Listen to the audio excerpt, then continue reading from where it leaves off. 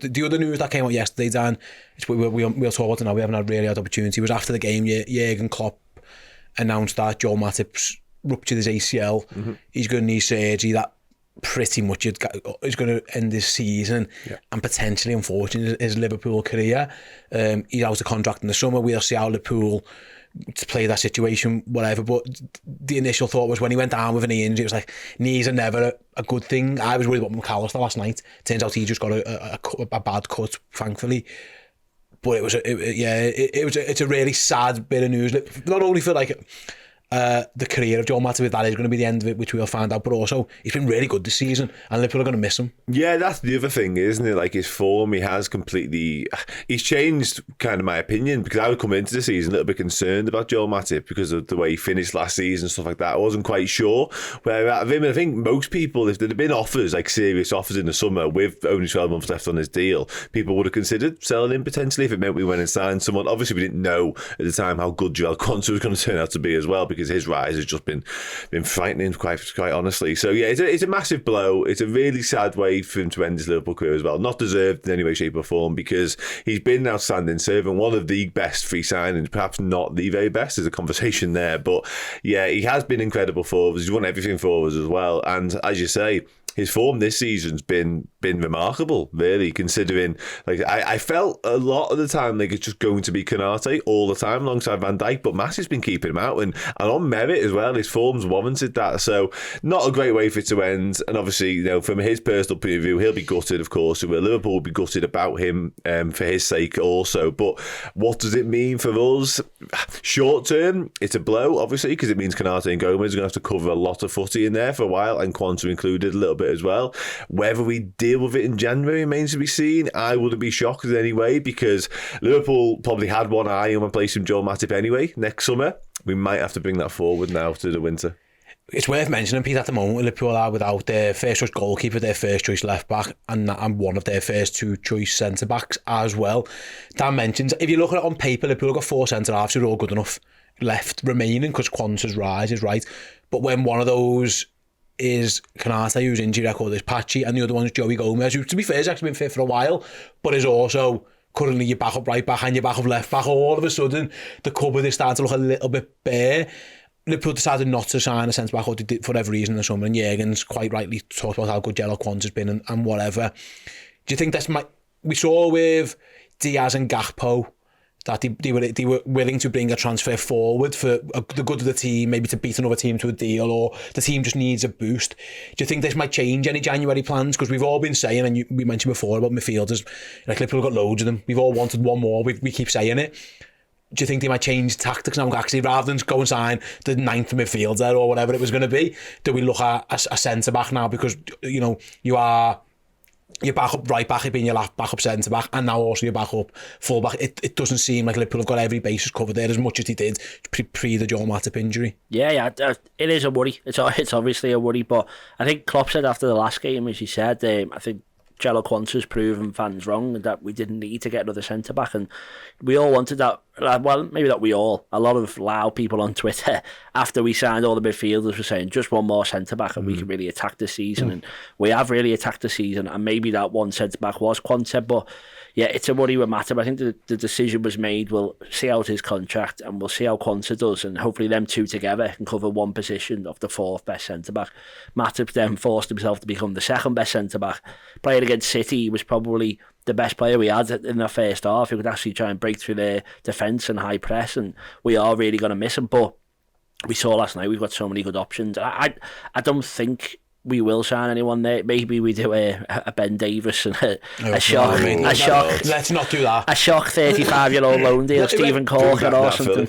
Yeah, well, sort of like that. Could happen, by the way. Yeah, hello. Yeah, he does seem a bit cursed. He can never actually leave us, can he? No. Phillips and we have got Reece Williams as well, who I don't think is up the standard, but I don't think we'll sign anyone else. If we do, it'll be a free transfer, a loan, or it'll be someone coming back. It depends. That's just what I think. But I'm happy to be wrong if we go and sign someone amazing, but I just don't think we'll spend that money. As well, like, see, I don't know. I think he might, Dan. I must admit that, because if he was out of contract and the noise was coming out was that he wasn't going to get a new one anyway. I mean, that might change now. By the way, we maybe touch on that, but if they were gonna wait till the summer and let him go and give him his handshake and say nice one, Joel, thanks for that, win us all the trophies, arguably, and I know Andy Bell, friend of the show, tweeted this the other day, he'd put him in like the best Liverpool 11 he's seen. He's been watching Liverpool since like the late 90s.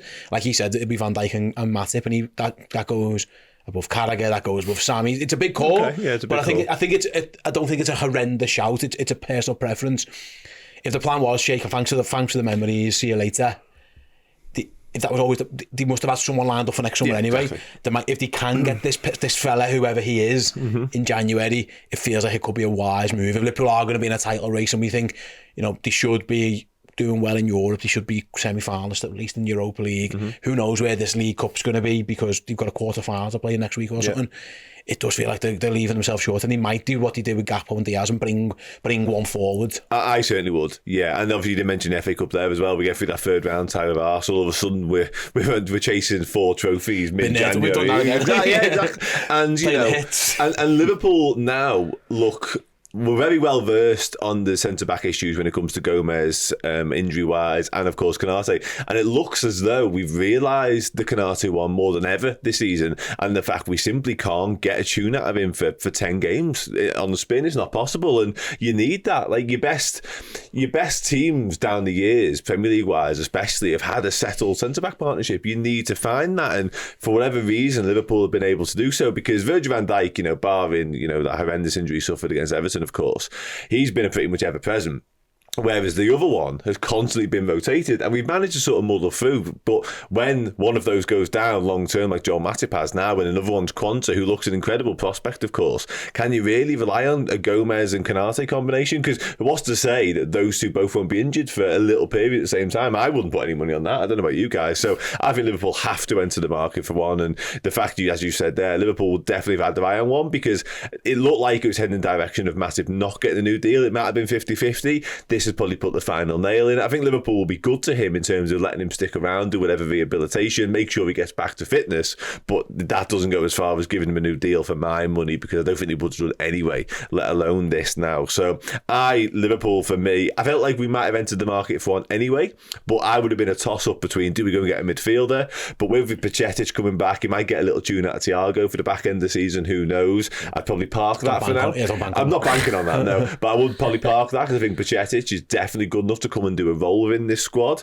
But with the Matip injury now, I would be all in on getting a defender and getting it done early as well, because we all alluded to that season where we lost them all. Obviously Matip went down in late January. That took a long time, and then it was Kabak and Davis. We know early now, if there was a guy we had in mind for next summer, get the groundwork laid for the next 2-3 weeks and get him in early January, because we're gonna need him. No one in their right mind can say to me that we won't lose Joe Gomez and Konate at least one more time this season. We absolutely will. And even if it's not one of those two, it's Trent and Robertson as well. Gomez at the moment, the backup. Sorry, Tsimikas, because Robinson's out, but you know what I mean. Like Gomez is the backup fullback in both of those roles. So you are right. You've got to look after these lads, and I hope they do go and do something if they can. You've got to bear this in mind. Course, yeah. If there's someone who they really desperately want and they can't get him, they might wait. But it does feel like, it's always a risk when you keep. Unfortunately, Liverpool, Pete, have got 2 injury-prone defenders. I wouldn't actually include Gomez in this. I think he's been alright. He just, when he gets injured, it's often been like he's been whacked or something. He's been like the Van Dijk one, but Matip and especially Konate just gets these muscle injuries. Konate more than anyone. He's always, he's feeling it. Liverpool have got a lot of games to play this month already, and Jurgen's got to be very, very careful with how he looks after Konate in particular. Yeah. It does feel like. If you can get through it with it right, but there's another lad coming in January, because you're not getting Matip back. You know that now. It isn't like Thiago where we could get him back. He's still an option. Matip is no longer an option. Liverpool at least have got clarity on the situation now. Yeah. They know this isn't like he's done his hamstring for 2 months and then you bring him back, but then it goes again. Now this is Matip's Liverpool season done, and maybe his career. There's a lot of clarity there. Whatever the manager and the Jörg Schmanker, whoever's decision is, they know all the information.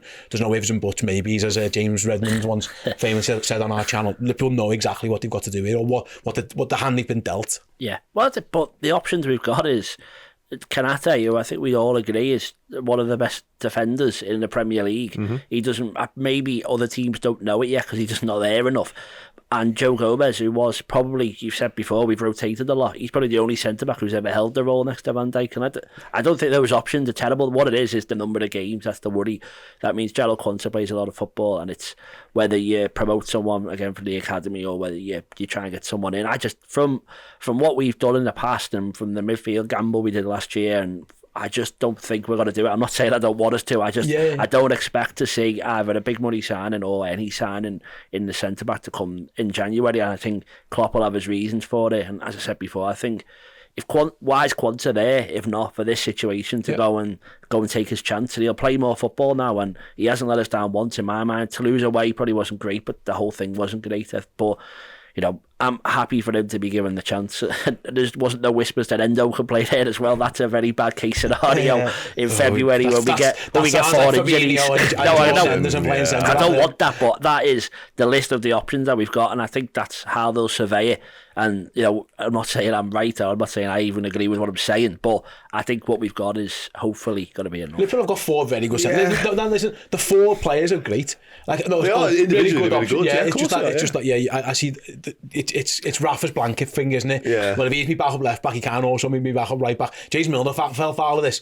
Who's your back up left back? James Milner. Signed. Okay, well, Trent's injured, and now the left back's injured, and James Milner's like, okay, well, I can't do both of these at the exact same time. All of them options are perfectly sound, and you mentioned Joe Gomez in the Premier League winning season was absolutely incredible. It's just unfortunate that he's picked up injuries has meant he's never been able to nail down that spot again. Likewise with Joel Matip, and unfortunately likewise with Ibu Konate.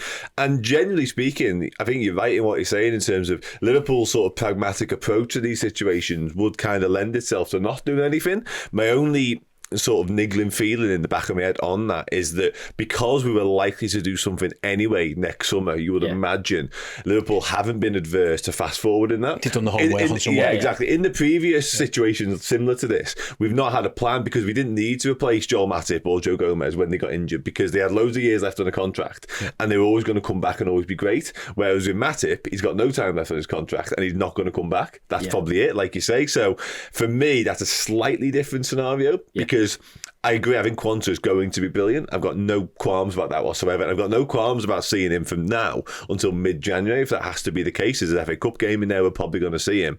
But longer term, if we're serious about winning Silverware, not just the Premier League this season, go and get one. Because you were going to do it anyway next summer. I agree with go and get one. No, I said go and get, but I still think with that midfield gamble, as I said, I don't think last January we were definitely going to get McAllister, Szoboszlai, Gravenberch, and obviously Endo's different because of what happened, but I don't think they were necessarily, like if something had happened last season, I don't think those 3 would have been able to be fast forwarded. So it's whether they have got that option, and it's if, buts and maybes, as we said before, but it's hard to know who is lined up. If they are there, they are available, they cost 20 mil more, then go and get them, but I don't know who that player is. Yeah, but it is a shame though for Liverpool this season. We'll end on that one, Dan. Like, he has been excellent this season. He's had an excellent Liverpool career. When you're arguing about the greatest free transfers in Liverpool's history, him and James Milner's name, at least modern, are right near the top. Yeah. Like he arrived for Nottingham from Schalke, won everything, played loads of games, been mad, got one of the best Twitter accounts made in his honour.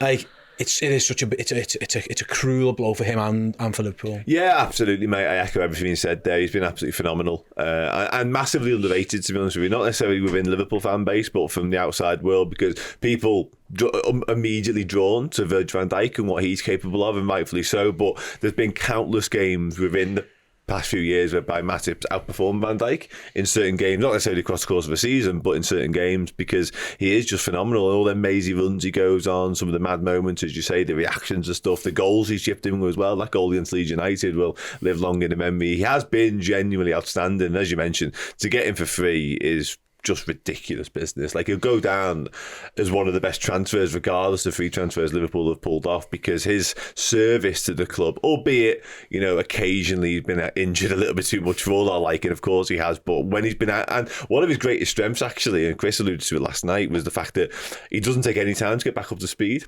He has a little layoff and he walks straight back into the team like he's never been away. Like, his recovery in terms of his form is just incredible.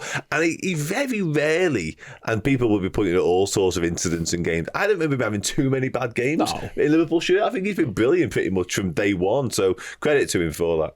Yeah, absolutely. And Yeah, I'm going to miss No Context Massive if that does end up as it. But yeah, we'll tie the Matip one up there. But I think you spoiler it. You did say he's one of Liverpool's greatest ever signings. We have got a show coming out over Christmas, ranking the top 50 of those signings. And spoiler alert, I'll give you a little hint now. Joel Matip will be on there somewhere.